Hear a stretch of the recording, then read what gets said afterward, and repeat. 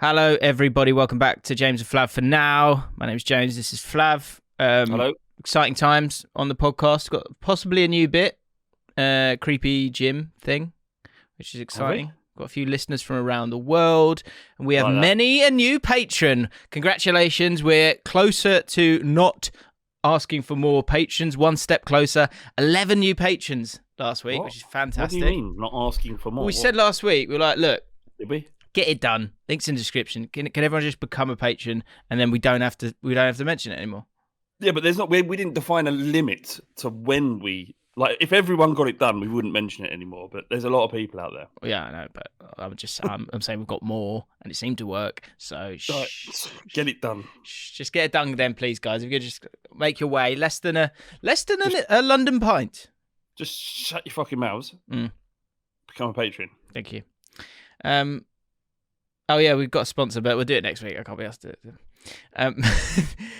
How are you, Flav? Well? Not great. Not great? No. What's wrong? What do you mean, what's wrong? Well, leak up glory escapes you once again. Yeah. It's it's just tough. What's today's narrative on Spurs? I got up. I went to bed in an absolutely furious mood. I was apoplectic. Jim. Ooh, I was seething. I didn't make the mistake. I couldn't, and I had no choice. So I had to watch it on my own. And when you're watching football, anybody out there knows this. If you're watching football on your own, you internalize everything. Every frustration you have to internalize it and absorb it. You can't let it out. You can't talk to someone. So I was watching it on my own, and yesterday was one of the most frustrating games I've ever seen. The problem with it was that we don't have the quality to really hurt very good teams. And the times when we did hurt Chelsea is because one of our better players did something quality.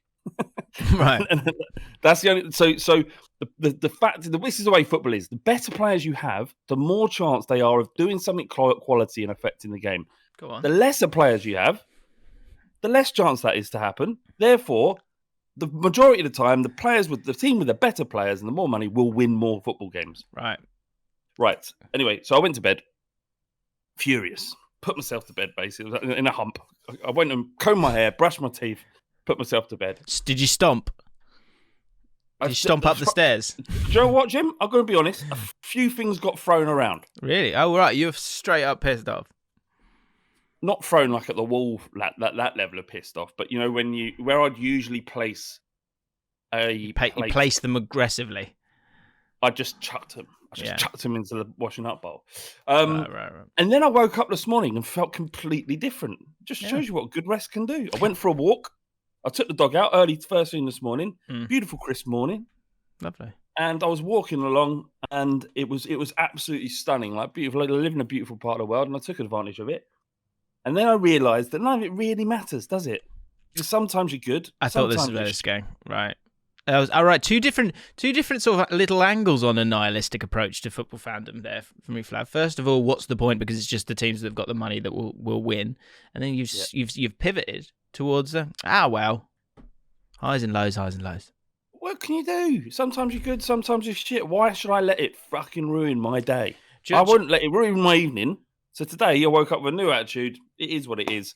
They are much better than us, much better than us at this stage. But we are at the start of this journey with Conte, and I think that's a clear message to Daniel Levy that if we want to finish in the top four, he needs to spend money because that's how you get your success in this. Yep. Spend money, find the best manager you can find, pay him as much money as you can to convince him to stay, and then buy as many of the expensive players that he needs.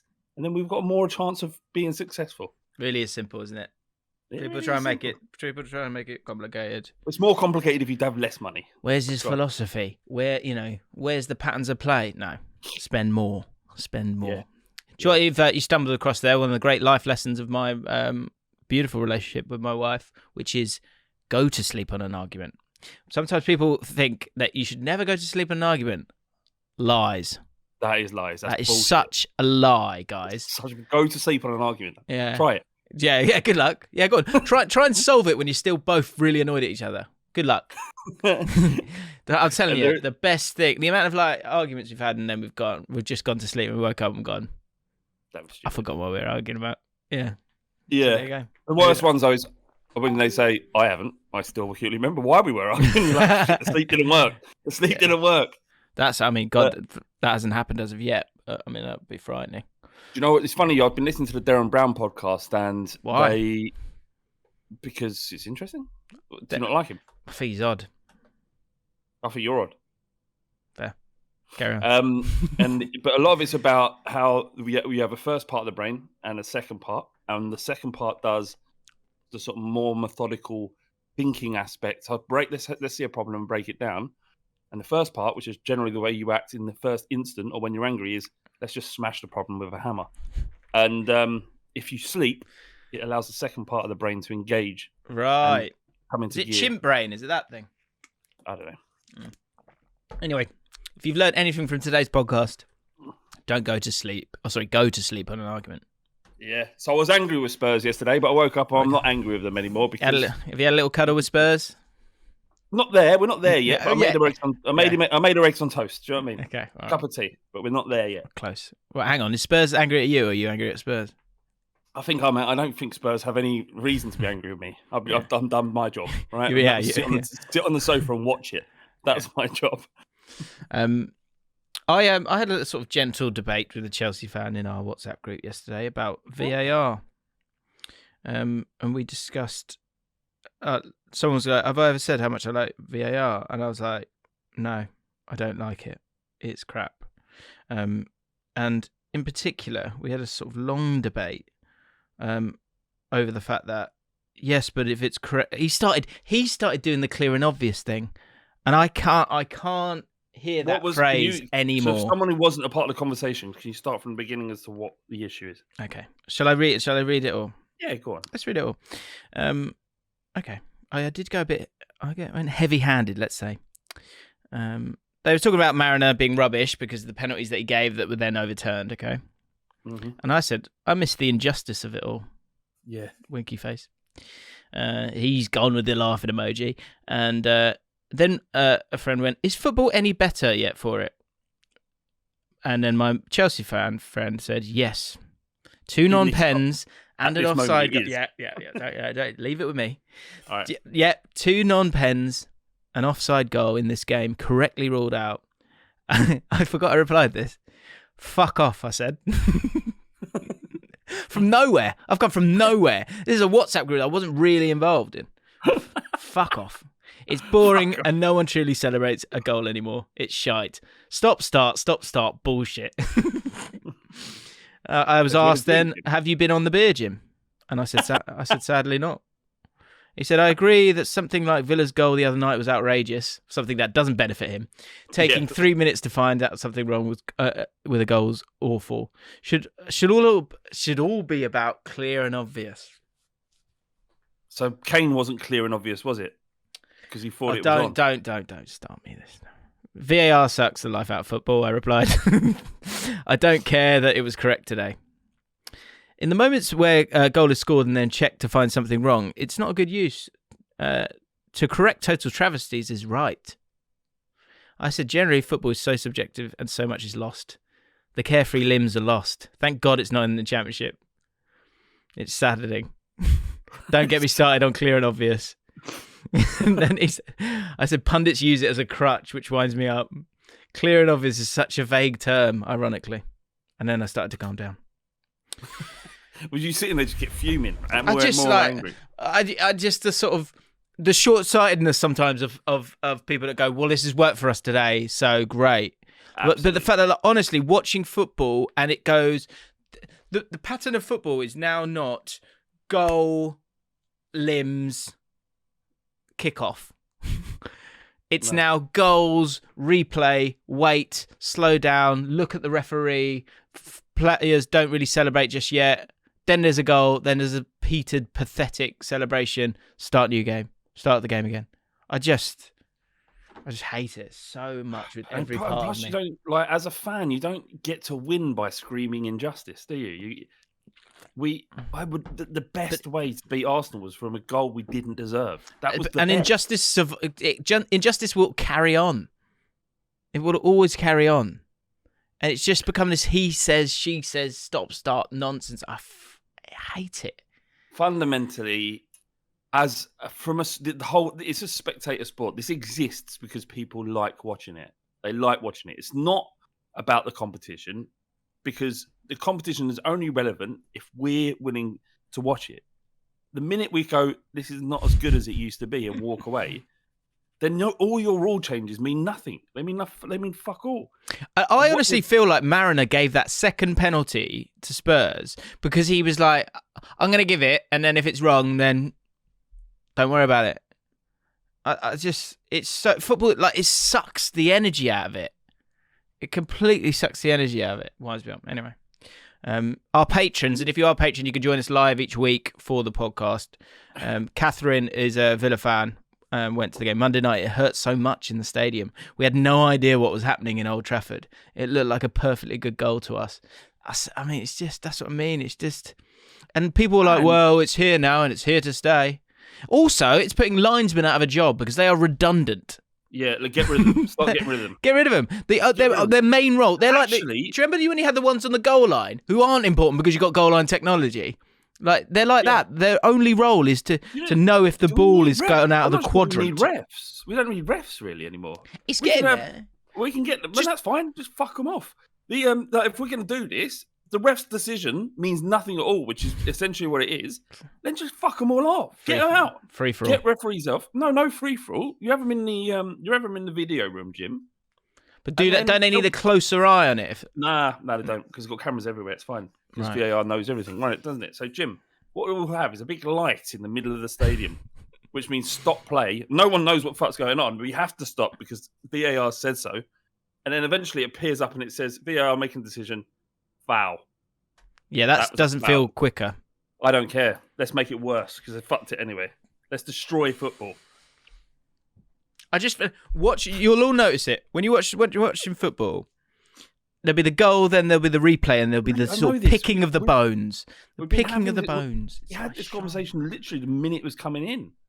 I've seen it. I've been a part of it many, many times where you're celebrating, but you're not really celebrating because you can't, especially in the ground. You're like, oh, well, there may be a player over there that could have been interfering with the eyesight of the goalkeeper or something like that, and you can't see it in the ground. So you celebrate. You go, oh, let's hope that's, and then it's a yes. They agreed with us. It was a goal. Yeah. Grim. It's absolute shit. And you saw what happened in the FA Cup where it didn't have VAR and you scored and the fans went crazy. But we lose all of that because let's get it right, Jim. Let's make sure we're right. Or let's just, why don't we respect someone's opinion? See, I think that's really important. I think we should learn to respect someone's opinion. Like, we've forgotten that. Go, hang on a minute. Whoa, hang on, look at my rule book. Whereas before, it's like, well, the ref's given it now. It's done. If you're more interested in everything being correct than the absolute beauty of losing your mind in a stadium and grabbing hold of people that you have never spoken to before and hugging them like they're your brother that you haven't seen for 10 years, just spent 10 years in Iraq. And you hug them so tightly because this moment is so fucking beautiful that no words can describe how amazing this moment is. Or you can have, let's get every decision absolutely correct. So it's one or the other. If you'd rather that, I never want to have a conversation with you ever about anything. Yeah, just so I know I'm not a complete boomer. Can you, if you agree with what I'm saying, could you just? I'd like to know how young those people are, or if this is just an old person thing. Old people know more than young people. I don't know. There's a reason why boomer is they've used it as an insult, because younger people know, fundamentally, they know less than someone who's lived 20 years older than them. So let's insult them and reduce them and not listen to them because they're idiots. Yeah, smart. I mean, smart move by the young'uns. So yeah, it's clever. It's absolutely clever. We've got to be careful here because I do want to talk about Arsenal Spurs game, and people weren't happy last week. Flav, people weren't happy for a myriad of reasons. SWJ, this was the top comment last week Far too much football chat this week. I'm 50 effing minutes into an hour pod, and Flav is still analysing the history of transfers like some hipster version of Jim White. This is not what us slugs signed up for. When Flav started breaking down QPR's season, it sounded like he knew what he was talking about. I almost threw my phone onto a dual carriageway. Much, much less of that, lads. What do you think this is, a football podcast? Well, should we spend... Fuck it. All right, should we do another 5 weeks of buffet chat then, shall we? Yeah. I mean, well, yeah, SWJ, whose comments are good, and actually he was on the phone in recently. What you got then? Let's have some. Give us some. Pithy chat to go through. I mean, we've got some creepy chat, which I think is going to do well. So bear with. Sometimes we have to have a reset to flush out. Exactly. What you experienced last week was a reset. Okay, all right. All of the bits that have got tired and old, gone. Yeah. They've been resigned to the past. We have a reset. If we don't have a reset, there are no bits. So we have to talk about something. Yeah. James's channel is a football channel. There is. If more people listen to this podcast. So sometimes it's all right. So, and I was enjoying talking about football this week. I don't want to talk about football at all. Okay, well, we'll have to touch on it. So reset pod. From now on, you'll know when it's a reset pod. It'll reveal you can skip it if you want. Yeah. Maybe we'll say that at the start. If you want to hear about football, then stick around. This is the reset pod. We're going to talk about a lot of it. Yeah. If you don't, then don't. Can we talk about, actually, it just popped into my head, because the boomer, I got called a boomer yesterday because, and Catherine, I'm going to need to hear your thoughts on this, and I'm not trying to go after Coutinho. I literally have no ill feeling, and I'm starting to get excited about the romance of Coutinho and Aston Villa in general. They got something really exciting going on. They got a chairman that really loves fucking buying players. Yeah. I guess they all need to start. They need to make sure they work, don't they? I guess that's the one thing. Because tell me. So anyway, what? Aston Villa went. They've gone. He's here and he's perfect. Yeah, it's like a. Is that a thing? Am I missing something? Yeah. Oh, is it? Yeah. Oh, okay. Because I'm like, what is that? Oh, right. I am a boomer. Right. So it was valid. It was valid. No, but you're. I think there's something in what you said there, James. Unrealistic expectations. Nobody's perfect. Right, fair enough. But there are. I think Villa fans are expecting a lot from this player in the same way that Everton fans are expecting a lot from James Rodriguez. I'm not saying that they're going to be the same. Coutinho is a class player. I just wonder whether or not, as a Spurs fan, obviously you want all the other teams to do as shit as possible. There's nothing good for me or for you or for anybody else in Coutinho being a success. So ultimately, fundamentally, we all hope that he's a massive failure. That's fair, right? So, if I'm coming from that perspective, I'm thinking, why has he gone to Villa if he's that good, right? If he's still that good. And then you might say, oh, well, he had a friendship with Gerrard. Yeah, but does a friendship with Gerrard stop you from going to any other top club? And let's be honest, has anyone really got a friendship with Gerrard? He's not mates with anyone. He's too driven. You know what I mean? He's so driven. He just hasn't got... There's I would consider our friendship quite deep, quite tactile, where you don't get that with Gerrard. There's a distance. You have to remain 2 yards away at all times. Gerrard always comes first, doesn't it? Yeah, and it's like, like what do I need from this situation? I need to jizz as fast as possible. Yeah. He's just about getting the job done. Yeah, and he's sort of like those. He double foots. I remember watching a film. It was what's his name? Yeah, he does. Al Pacino was in it, and he was a Vietnam vet, and he was getting with this girl. And they were having sex, and he couldn't speak. He couldn't make a sound because he'd been so sort of drilled into silence when he would orgasm. And I feel like that's what Gerrard would do as well, because he doesn't want to let any kind of emotion out because he wants to save it for the game. Doesn't let his guard down. Doesn't let his guard down. Because he's a winner. He's a winner. He's a born winner. That's why he comes first as well, because he wants to win. He hasn't got time for it, Jim. He's got to get in. He's got to get out, and he's got to get back on the football pitch, training pitch. He's like, Mitz is like, right. Well, it is Sunday night at 10, and what do we do at Sunday night at 10? He's like, really? I've got a game on Wednesday. I've got to think about the game on Wednesday. Yeah. how long do you want? And she went, for 20 minutes. You're like, all right, 20 minutes. And he goes like that, sets the time watch like that. Yeah. Does his stretches, does a few stretches as well, because he doesn't want to, he's got to be careful. He wants to be careful. Hair never out of place. No, absolutely perfect hair. Just she'll go to touch him, caress it, and he'll just slap it off. Like, right, and she, after 20 minutes, she'll go, well, is that it? And he's like, well, I'm done. That's 20 minutes. Beep, beep. Yeah, but it's still going beep, beep, beep, beep, beep, beep. He doesn't even say anything, he just points at the alarm. Beep, beep, beep, beep. And goes in straight into an ice bath. So I would question why it was so easy for Aston Villa to buy Coutinho. Why didn't other people want him? If he can't be absolute quality at Barcelona and Bayern Munich, what is the surroundings of Birmingham and Aston Villa's training ground and players going to get out of him that he hasn't been able to get out of Barcelona and Bayern Munich?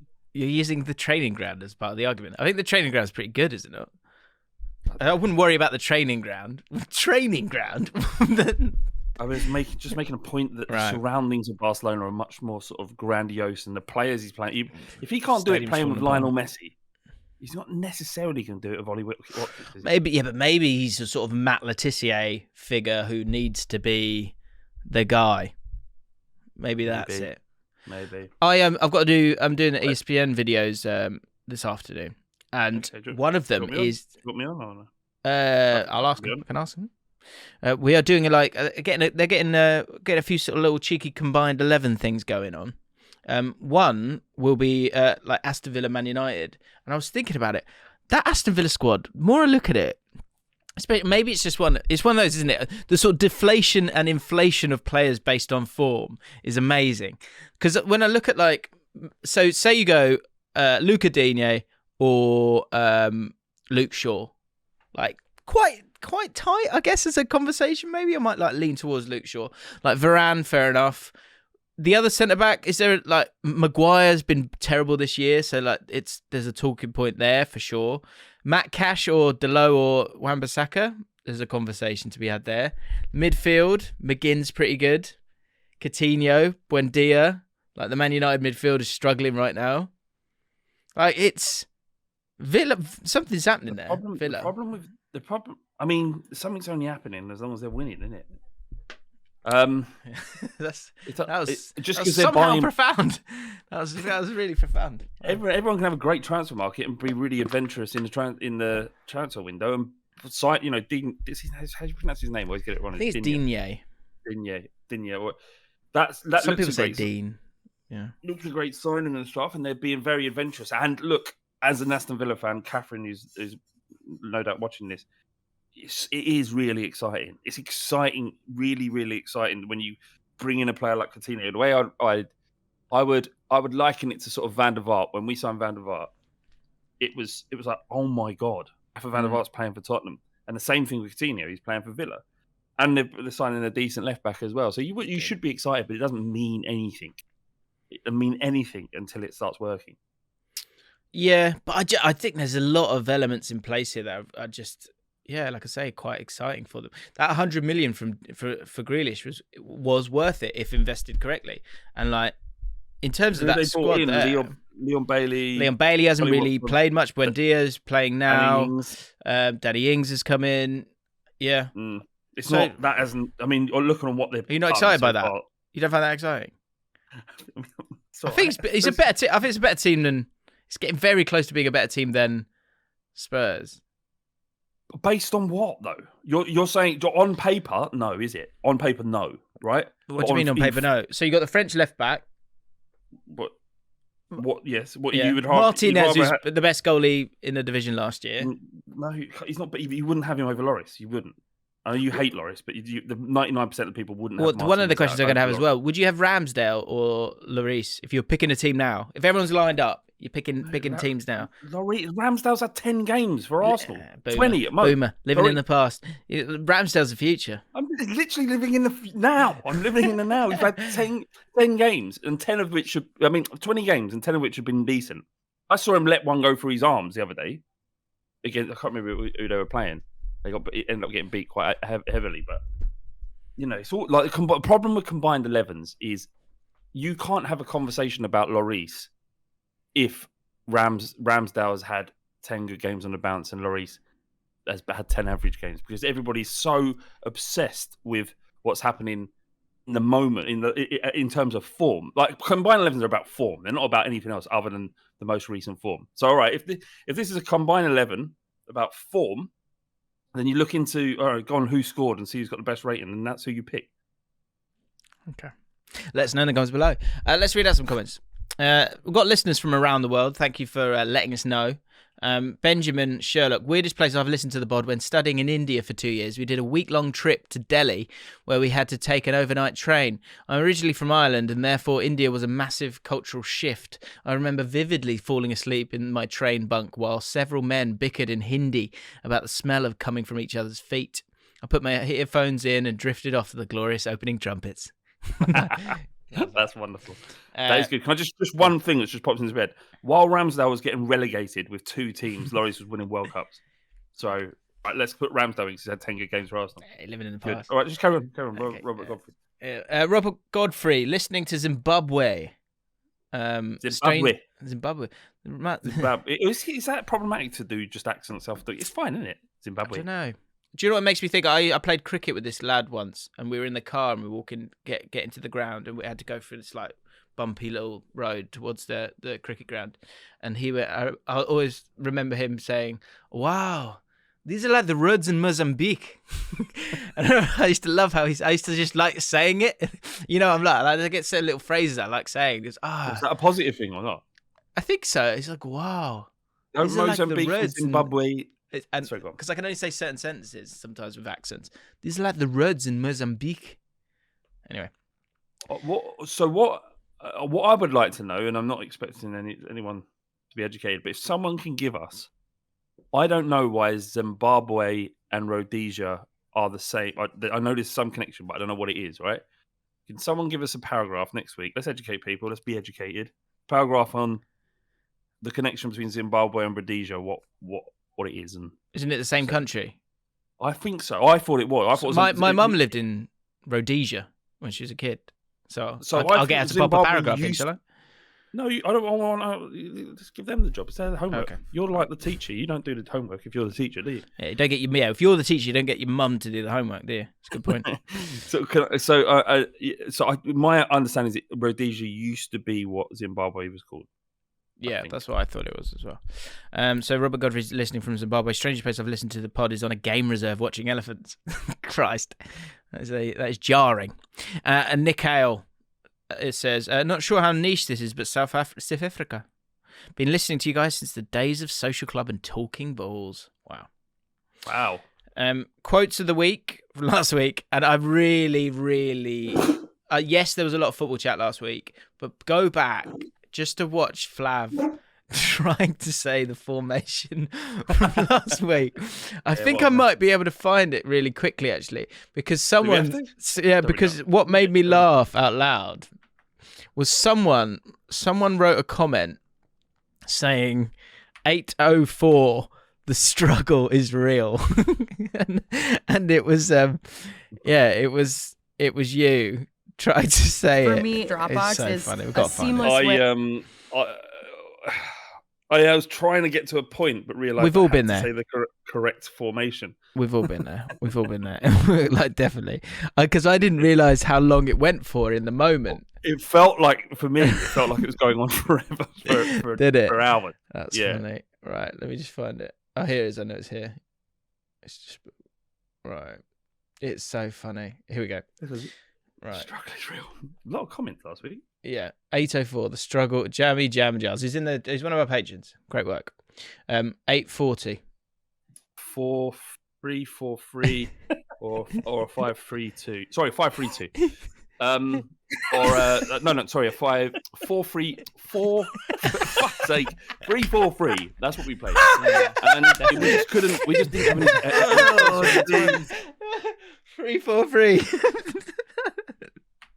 I love it. One more time. The fact that you're trying to get to 3-4-3. I had my point that I wanted to make, but I had to get this fucking stupid formation correct, right? Watford have done better against other teams, better teams than Spurs this season. So the credit should go to the team that actually forces it, and the credit should go to Chelsea. We we were bad because we couldn't get past their press. Yeah, there's truth in that. And what I would say, and a shout out to my good friend Windy. I've gone past who it. we did a pod earlier. I'm speaking pure facts. I don't know if you remember when we played now. Liverpool earlier on in the season. Oh, here we go. And we on the break we really hurt them. Oh, here we go. Good. We were playing a different formation. We were playing 3-5-2, right? Yes. That enables us to attack our counter-attack very quickly. In this one, we played a 4. Oh, here we go. 4-3 or a 5-3-2. Sorry, 5-3-2. Sorry, a 5-4-3-4. For fuck's sake, 3-4-3. That's what we played. So good. Great work. So yeah, Big Jim Laugh Award goes to you. That's fun. I don't claim to know fuck all about football. It's a lot of numbers, isn't it? Sometimes. It's a lot of just really confusing. I'll be back in 2 seconds. All right, because it used to be 4-4-2, and it was simple. But now there's like 4-2-3-1, 4-1-2-3. Like it's mental. So too much. Yeah. In this one, we played 4-3-4-3 or a 5-3-2. Sorry, 5-3-2. Or a sorry, a 5-4-3-4. Fuck take 3-4-3. Very good. Anyway, we asked people about the best teams to support. You said Liverpool were the best team to support. No, I didn't say I didn't say Liverpool were the best team to support. What were we? The best team, did I? Your own club's the best team. I said that the Liverpool fans most enjoyable, is it? The best team. Not the best team. All right. Most enjoyable team to support. Was that what we were going for? Most enjoyable team to support. Was that what we were going for? Okay. Whatever, yeah. Right, Jacob, completely with you on the Hodgson point, James. Being an Everton fan for 22 years with pretty much nothing but mid-table mediocrity and loved it all. Liverpool fans supporting the club during 6 months of Roy Hodgson as a manager and wearing it as some sort of badge of honour. Cry me a river. That was funny. That's about if you were wondering if Flav was successful, well, he's making a coffee right now. So, using his coffee machine. So, there's your answer. Usually you say you can't. No, it's fine. It's fine. It's light. It's perfect. Do you want to know how hipster I've become? Go on. I've got a big Le Creuset, eh? Sure. I've got a little one. Oh! Very nice. Oh, you're so close. So close to being really glamorous there, and then you've left a sticker at the bottom of it. You can take the boy out of Holloway, but not Holloway out of the boy. True. Matt Corp, as a Liverpool fan, Flav's point about us being the most enjoyable to support is interesting. I was 5 when we won in Istanbul and have no memory of the 2006 FA Cup, so the only memory of us winning something growing up was a League Cup against Cardiff. Under Klopp, the most enjoyable season to watch was 17-18, where we lost in Kiev. The feeling of being underdogs and just enjoying the ride, rather than the expectation of having to win. Of course, watching us win the Champions League and Premier League in following seasons has been incredible. The only problem now is trying to make sure we don't underachieve with our golden generation, because unfortunately, it's at the same time as City. That being said, myself and all the other fans I know are more than enjoying it while it lasts. Do you feel... Because with Man City fans... his most enjoyable season can't be when they lost the Champions League final. I get that makes sense to me. I get it. Yeah, because it comes back to exceeding expectations. That's always You're what it's right, about. actually. I retract my point immediately. You're right. That they actually, when you're playing beyond yourself and you don't have the success, just that drive and that journey towards it's got to be magical. Exactly. It's interesting that with City, I don't know, it feels like with City, there'll be another team and there'll be another team. When Klopp leaves, I understand the feeling. I think there is a sort of almost like a tightening up of Liverpool fans because they are going, we know this team's probably not going to last forever and Klopp will go at some point. But if Guardiola goes, and we've seen it obviously with loads of clubs over the years, do Man City really drop off? Man City don't, because there will be some drop off, I'd imagine, but it can be circumnavigated by their power to bring quality players in. So they will be less, while impacted, they would be less impacted than, say, Arsenal was when they lost Wenger, and United were, United. It's been 10 years since Ferguson left United, and they haven't really gone anywhere near close to winning the league. What about more like a Chelsea where they sort of drop a bit? Chelsea in a similar situation, I think, to Manchester City. They're less affected just because of the type of chairman they got. But you would imagine as influential, and you can't find anyone better than Klopp. Is it also that that Mane and Salah element of it as well? You just feel like Salah is so integral that they're not stupid. They're like, sooner or later they're gonna have to go, and you just can't replace it. Last week we were talking about players who are indispensable, and like I don't think there are like Salah. I would say is possibly the only indispensable player in the league. Yeah, can you replace him? No, so you have to find another way around it. It's the same way that Villa couldn't replace Grealish. He was indispensable to them. Therefore, you saw the difference in them. And I would say the same like Gareth Bale. Occasionally, every now and then, you get this player who's destined to play for whatever club he wants to. Grealish less so, but certainly Bale and Modric, and you can't replace them. You have to find a new way of working. I don't know what Liverpool can do. You're talking about replacing Salah with someone like Mbappe. It'd have to be that level. He's that good, Yeah.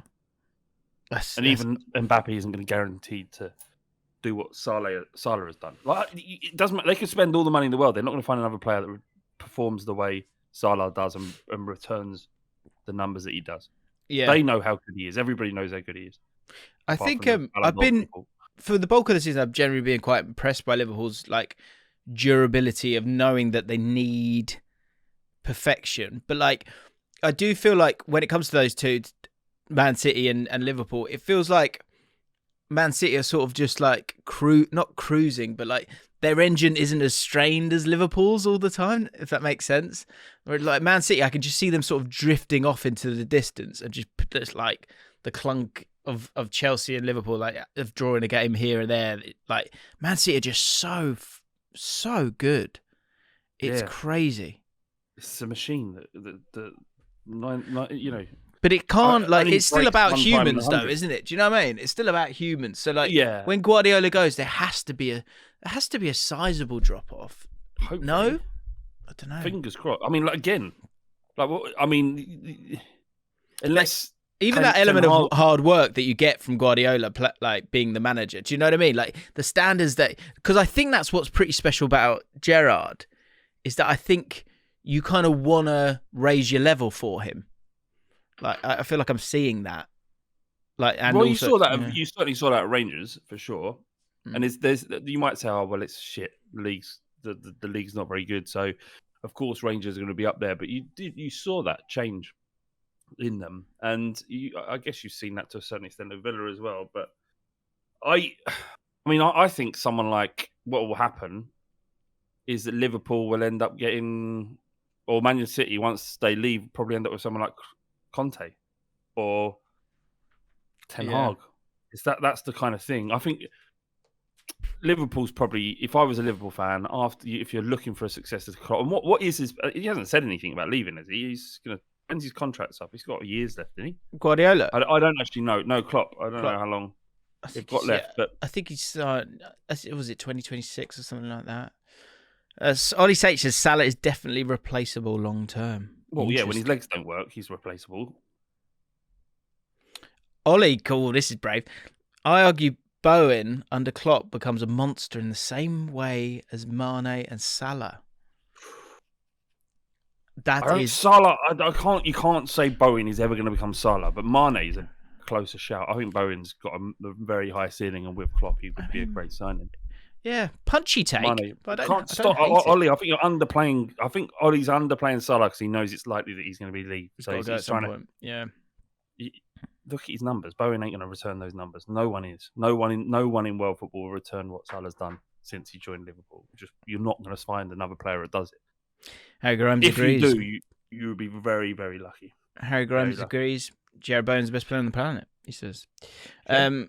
Samism, which could soon be called an incism. Hang on a second. Sorry. Harry goes, Jared Bowen is the best player on the planet, other than Rice and Souček and Ogbonna.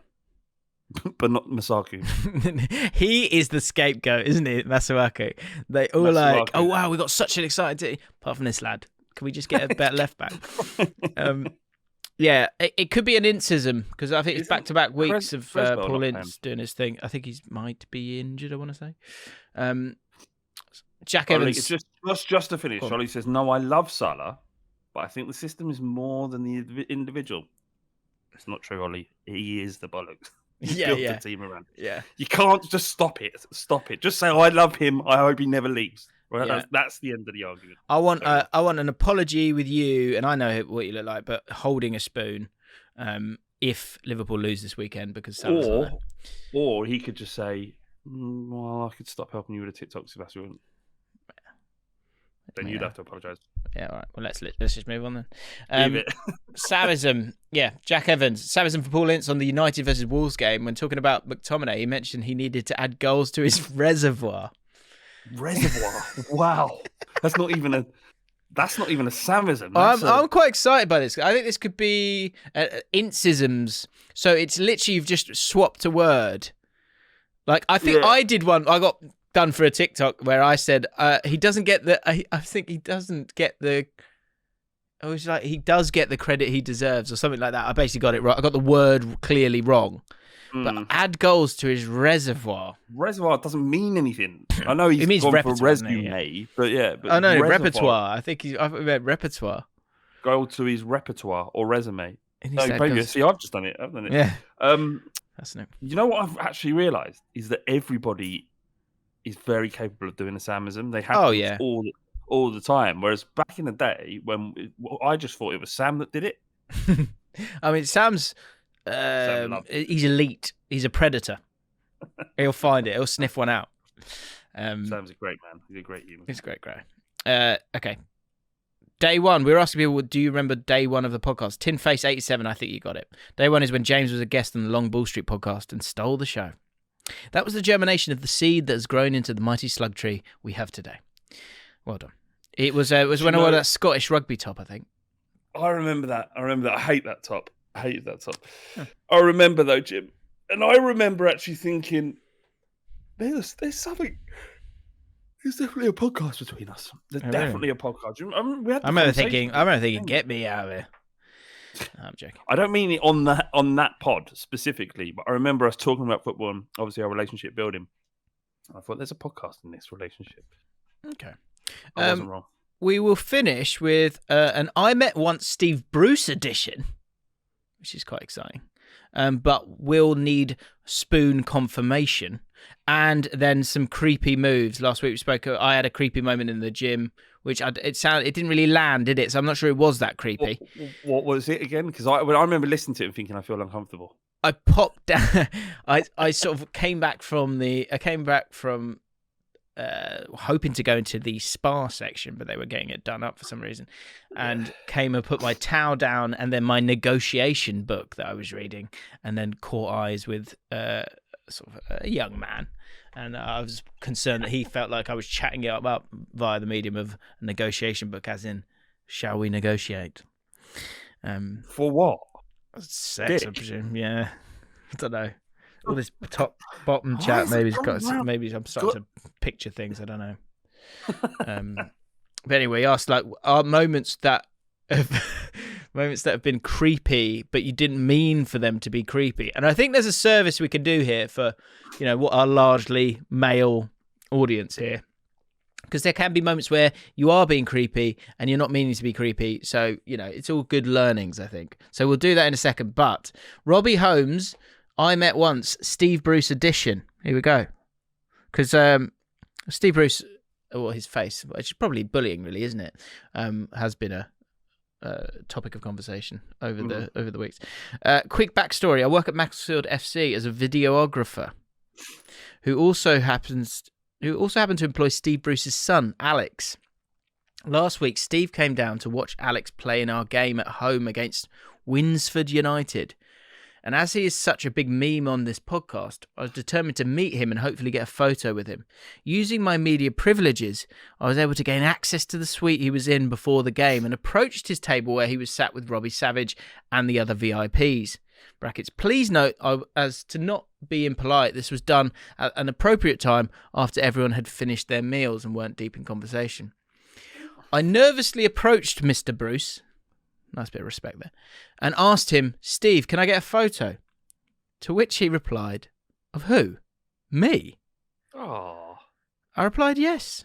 Still somewhat tentatively, Yes. which he responded by asking, who's going to be in it? While chuckling and looking confused simultaneously, I responded with a me if that's all right. At this point, I was beginning to get slightly concerned that he was unaware of how a selfie worked, but patiently told him that it was just going to be me in the photo.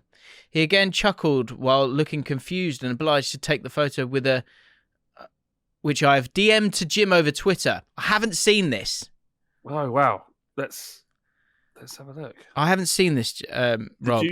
So could you resend, please? And we'll have a look at it next. What, next you week. mean it's not there? I've looked. I can't find it. Is Rob lying to us? He says he's Deal DM'd it to me. it. I could search my DMs now. Hang on. Well, can people see this? No.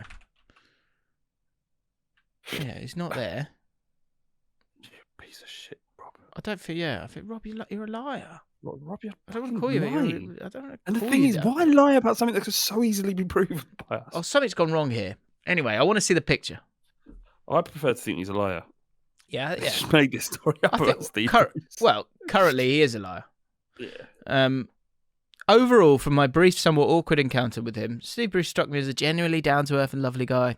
Sadly, though, it does seem the years of online and in-person abuse might have taken their toll on him, as he seemed genuinely taken aback that someone actually wanted to get a photo with him. That's sad. You know, I think we had the conversation, didn't we, about, like, fundamentally, I know they're football managers, but it must impact them emotionally. Yeah. Like death threats. Oh, mate. I can't imagine. Pathetic. I can't Like, imagine. how pathetic are football fans, myself included? I've never sent anyone a death threat, but I've said angry stuff on Twitter before.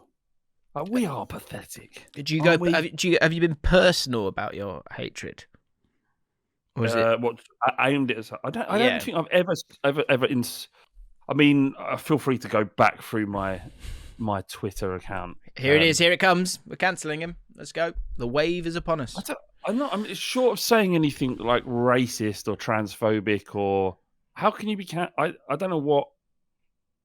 Like with football fans, like, when does football fans get cancelled unless they've done something really, really bad?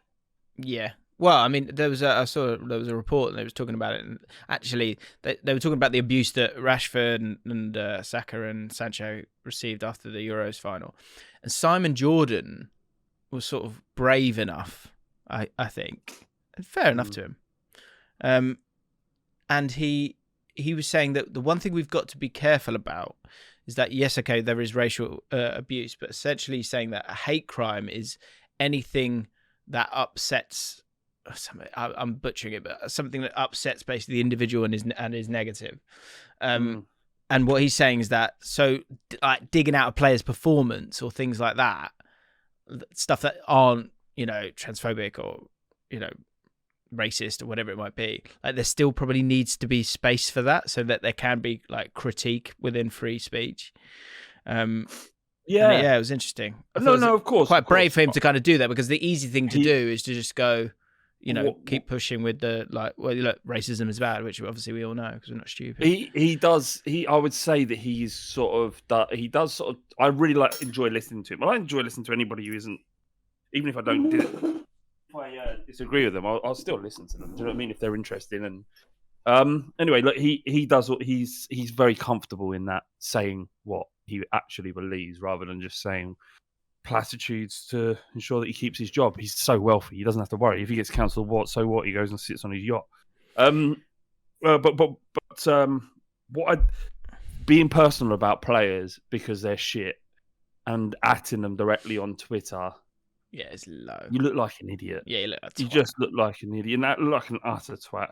And if you're DMing, like I got DMs. Right, this is someone who's a nobody on a podcast because I was digging out Klopp, and I had people attacking me, specifically Liverpool fans, attacking me in my DMs, trying to fuck my day up because I said something about their manager. saying, "I'm sick of Klopp talking," and they took it as such a... It was quite a good tweet. I thought it was a really good tweet because you kind of went, like, he's unbelievable. Like, caveat. I just would never go for a pint with him. I was just making the point that I don't like him. I don't like. He does nothing for me. I find him intensely irritating. Right, but. And I guess I don't need to tweet that. I could have just kept that to myself. And maybe I'd had a few wines and I just thought, this is pissing me off. I thought that one was funny. I don't think you were too heavy because you weren't too heavy-handed. But that was like the fourth in a line of tweets about Klopp. Okay. And this would have been off the back of that game at White Hart Lane when there was a lot going on between Klopp and Spurs and Liverpool and that sort of thing, right? So I had a motive, and saying I would never go for a drink is unnecessary, probably. So while I don't regret it, I could have just not tweeted it, whatever. But by saying something that I don't like your manager, and as a fan, you're supposed to not like everybody's managers. You're supposed to wish the worst form and the worst luck on everyone but your own team. It's the way football works. But I think because people think we got on a podcast, that we need to not be biased and have a sort of reasonable view all the time. When actually, no, I'm a fan of football and I want Liverpool and every other club to do as bad as possible because that benefits Spurs. Because I've said that doesn't mean you slide into my DMs and say X, Y, and Z because you want to fuck my day up. It doesn't work, but it means some people might take being wished a really horrible disease. It was like it happened to Rory. Rory says some comments about... I said some terrible things about his daughter. Yeah, it's like, get a fucking life. Yeah, get a life. It's pathetic. Yeah. Pathetic. Harry's calling me out in the chat. Said, I DM'd James... I DM'd James I once met Gianfranco Zola story. And it apparently wasn't... I thought it was a hell of a story, but James seems to disagree. I remember reading it. Harry, too long. Why are you bringing that up? Well, no, I just want to be transparent. It was too long. Why is Harry bringing it up? It was too long. Yeah, Harry. Well, look, I do read the bulk of them. Sometimes they are too long. I think it's, and this is great for the pod. I think because we can sort this out. If it's too long, I won't read it because I don't want to read it out again to Flav because it's boring for him. All right. Thank you. There you go, Harry. It was all right. It was a charming story, but it wasn't good enough. Sorry. Right. Gotta be honest. One more thing, just to finish it up. Yeah. Worse than saying insulting a player directly. I saw someone do this the other day. I don't like the fact that at Emerson _Royale 22 is being abused by his own fans who say he's not good enough. And say they hate him when he's one of our worst ever signings. Why have you added him? Emerson was like, what's this? I haven't been on for a while, but if you're going to add me, fantastic. Oh, someone's added me. He might not know about that. He might be completely oblivious to it. I'm sure he's not spending his life on Twitter. You've added him and just said, there you go. Look at all these horrible things your own supporters are saying to you. Yeah. Freddie's piling in now. James never showed the video I sent him, Harry. Don't worry. Look, I've got to make calls here, all right? I can't put everything in, okay? And if I didn't think it was good enough, I didn't think it was good enough, all right? With the greatest respect, I feel like we've come far enough, all right? Respect. 3 seasons, respect. So yeah, it's a bit sad on Steve, and I wish him the best. I did feel like at times it did get a bit nasty, didn't it? Right, because I also want to do, maybe we could save it for next week and I'll just put it in the running order now, but in the Patreon mailbag this week, we had a cracking, what was it? We had a cracking Birds and That. And I do want to talk about it, but maybe we haven't got time. Maybe save it for next week. What's his new name? He calls himself Fredo, but we've called him West Brom Bob. And he has changed his name on Discord, which I'm absolutely delighted about. Brilliant. So that's great news. But we might have to save it for next week, sadly. But I think Bob's in here. Bob, if you are in here, just let us know if that's okay. Birds and That / Flames advice. Will it last a week? Because I think it's good, but I think we're starting to run a little bit late.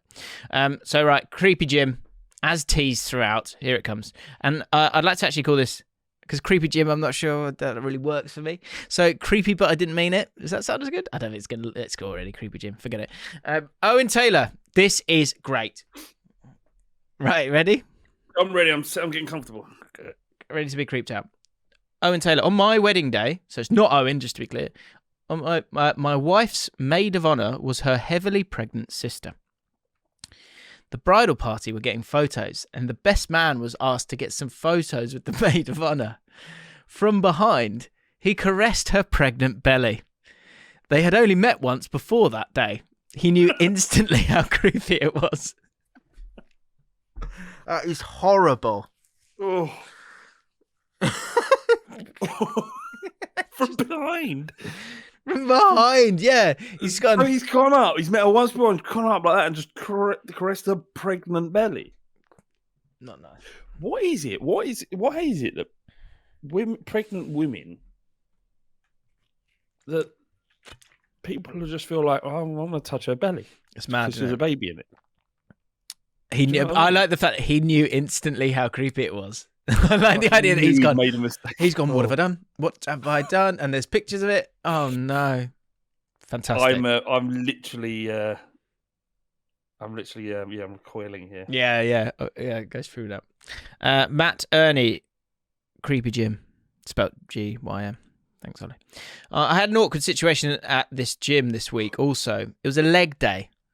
Not the most fun and the most sweaty, which makes it weirder. Okay. And I was squatting, and the only rack was next to a female who was squatting. Whilst I was finishing off, she went to a different section of the gym. I then finished on the rack a few minutes later, walked across the gym past said female. Oh, that's mum. To another machine, but it was taken, so I had to walk back to find the same machine in a different section of the gym. And of course, it was next to this female. Yes. And as with being in the gym, the awkward half second of eye contact was made. I must have seemed to her that I was prowling the gym looking for the closest machine next to hers. All was well from here on, until maybe 30 minutes later in the gym when, of course, the machine I wanted was right next to hers again. Well, nightmare fuel. Tricky. What are you supposed to do? Yeah, but what he's left out there is that he sniffed her seat every time she walked off. Yeah. Tell us the whole story, Matt, if you're going to do it. Yeah, come on, Matt. You put seat sniffer. He goes up to the singer. And then quickly goes to another machine and pushes out the breath with the first rep as a little, like a dextro. There you go. Goes and see you. Goes, hold it. Lovely. Sam Watkinson. I was walking through Leeds city centre around 1 a.m. and there was this girl walking in front of me by herself. With recent events about women's safety, I went to cross the road to make her feel a bit more safe. However, she also went to cross the road. She turned around to see me also crossing the road and then quickly turned into a sprint away from me.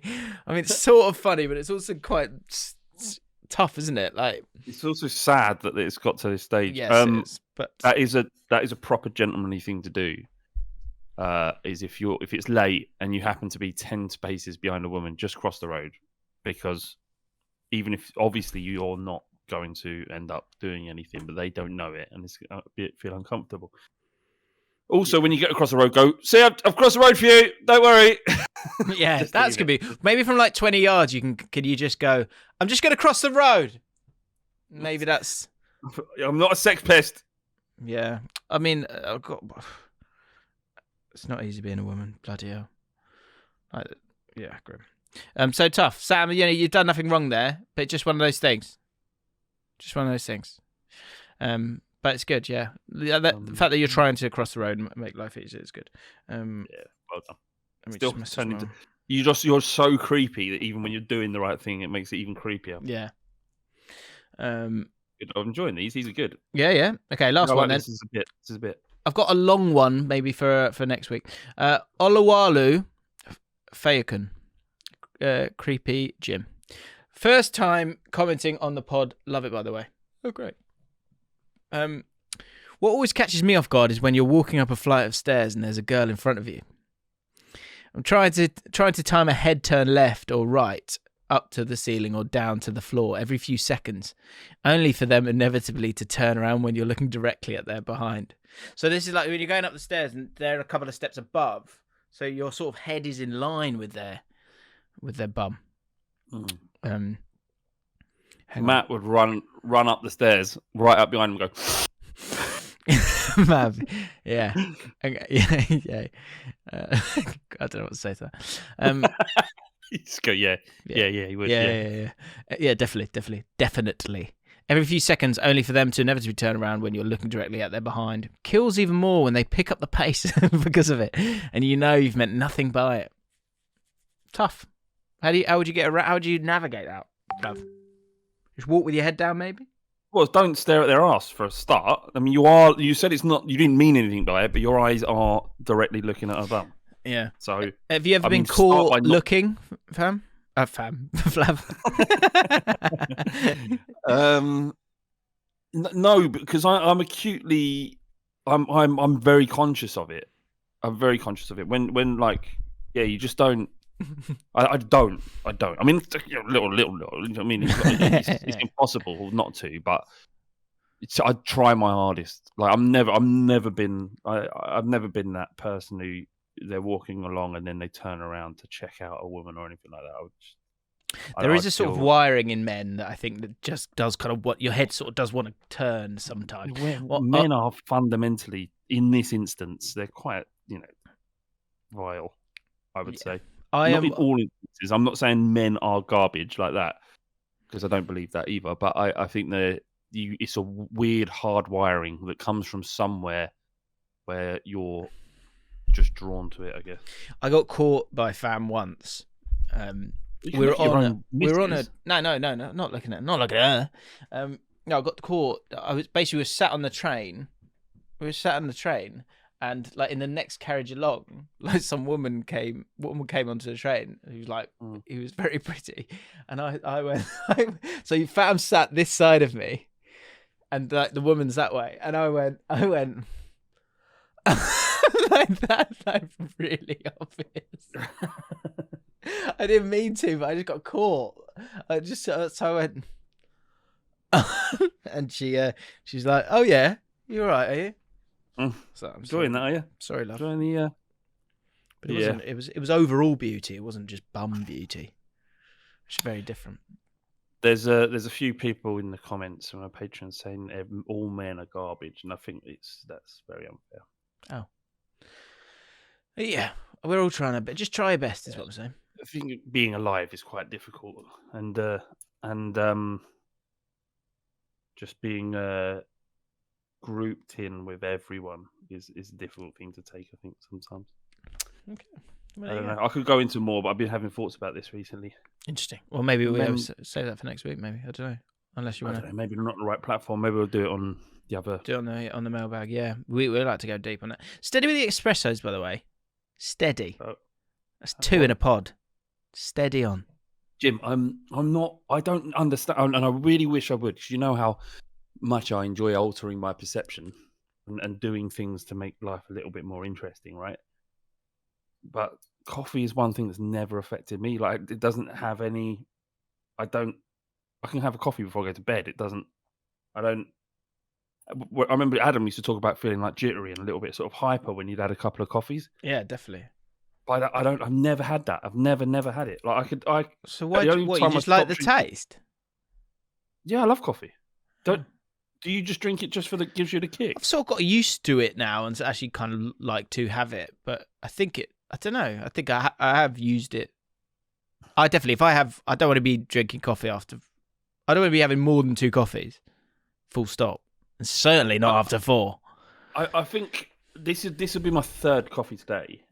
I think after about 4 in the day, I start to feel a bit sick. But other than that, I don't feel like I need to not drink any more coffee because I'm getting jittery. Interesting. I wish I could get high off caffeine. I really do. Yeah. No need for that patronising tone. Coffee chat next week. Let us know. I don't know where we can go with that, but I don't know. Let's see. Right, guys. as we said a couple of times, if you do want to become a patron, we do our mailbag each week. Numbers are getting pretty cool on that, which is great. And we chatted about Nick Avocado. We spoke about Martin McCutcheon. We spoke about all sorts. Brody TV. We chatted about Brody TV. Yeah, we sort of it's a bit more chilled. We talk about anything. We talk about vibes. So yeah, get involved. I think it's like £4 a month, or $4. It's nothing really. So yeah, don't be a dick. Just just get on with it. Can you just get on with it? Christ. Right. Thanks again. We'll see you next week. Ta-da. Bye. Bye bye.